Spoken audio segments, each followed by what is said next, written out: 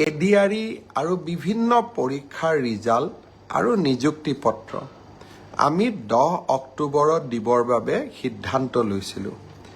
কিন্তু যোৱা কেইদিনমানৰ ঘটনা প্ৰবাহ আৰু গুৱাহাটী হাইকোৰ্টৰ এটা ৰায়ৰ বাবে আমি অকণমান থমকি ৰ'বলগীয়া হৈছে।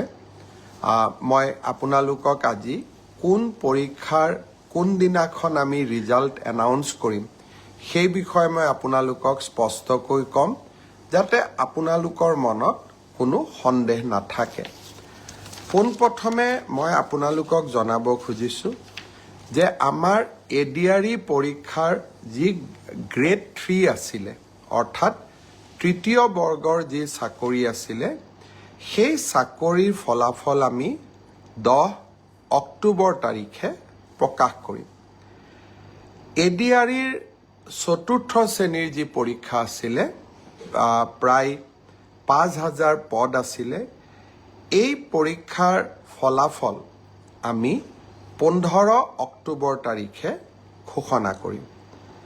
স্বাস্থ্য বিভাগৰ বিভিন্ন পৰীক্ষাৰ ফলাফল, নন টেকনিকেল, টেকনিকেল, স্বাস্থ্য বিভাগৰ আটাইবোৰ পৰীক্ষাৰ ফলাফল আমি 12 অক্টোবৰ তাৰিখৰ আগতে ঘোষণা কৰিম। এলিমেণ্টাৰী প্ৰাথমিক বিদ্যালয়ৰ শিক্ষকৰ নিযুক্তিৰ বাবে আমি যি পৰীক্ষা বা আমি যিটো নিযুক্তিৰ প্ৰক্ৰিয়া আৰম্ভ কৰিছোঁ, সেই পৰীক্ষাৰ ফলাফল আমি 15ৰ পৰা 20 অক্টোবৰৰ ভিতৰত প্ৰকাশ কৰিম।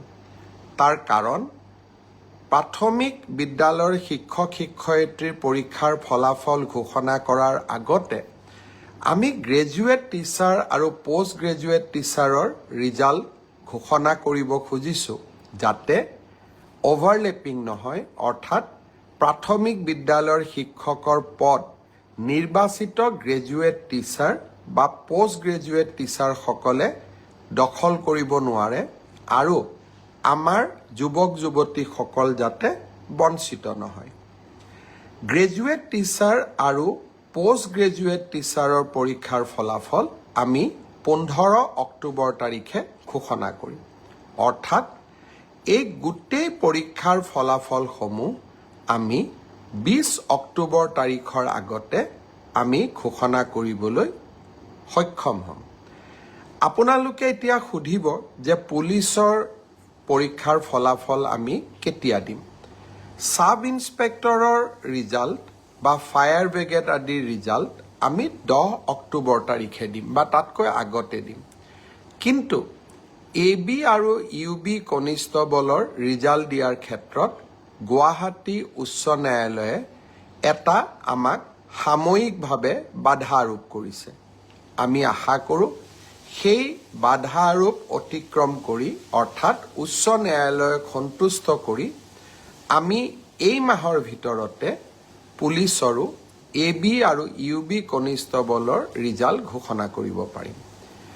এই গোটেই ৰিজাল্টৰ ফলাফলৰ লিষ্টখন দেখিলে আপোনালোকে ইতিমধ্যে গম পাইছে যে আমি 20 অক্টোবৰলৈকে যাবলগীয়া হৈছে। কিন্তু মই প্ৰতিশ্ৰুতি দিছিলোঁ যে অক্টোবৰ মাহৰ ভিতৰতে 10 অক্টোবৰত আপোনালোকক নিযুক্তি পত্ৰ দিম। 10 অক্টোবৰত মই নোৱাৰিলেও অন্তত 25-26 অক্টোবৰৰ ভিতৰত আপোনালোকৰ হাতত মই নিযুক্তি পত্ৰ তুলি দিম। কাৰণ পৰীক্ষাৰ ফলাফল ঘোষণা কৰাৰ পিছতো আমি বিভাগলৈকে কাক কোন বিভাগত দিম ৰেণ্ডমাইজেশ্যন কৰিব লাগে আৰু তাৰ পিছত বিভাগসমূহেও আপোনালোকৰ পষ্টিং অৰ্ডাৰ উলিয়াব লাগে। সেইকাৰণে অক্টোবৰ মাহৰ ভিতৰতে আপোনালোকৰ নিযুক্তি হ'ব, কিন্তু কেইটামান দিন আপোনালোকে অপেক্ষা কৰিব লাগিব। ইয়াৰ কাৰণো আপোনালোকে জানে, যোৱা কেইবাটাও দিন ধৰি আমি কোনেও কাম কৰিব পৰা নাই। জুবিনৰ মৃত্যু বা জুবিনৰ দুৰ্ঘটনাৰ পিছত বা বহুতে কোৱাৰ দৰে হত্যাৰ পিছত যি ধৰণে আমি নকওঁ কিয়, আমাৰ মনবোৰ বিষাদেৰে ভৰি পৰি আছিল, কাম কৰিব পৰা কোনেও নাছিল।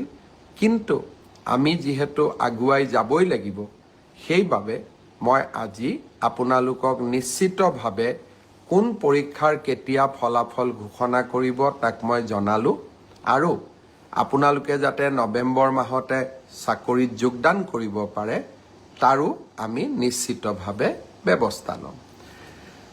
বন্ধু বান্ধৱীসকল, শ্ৰদ্ধাৰ ৰাইজ, আৰু কেইটামান কথা মই আপোনালোকক ক'ব খুজিছোঁ।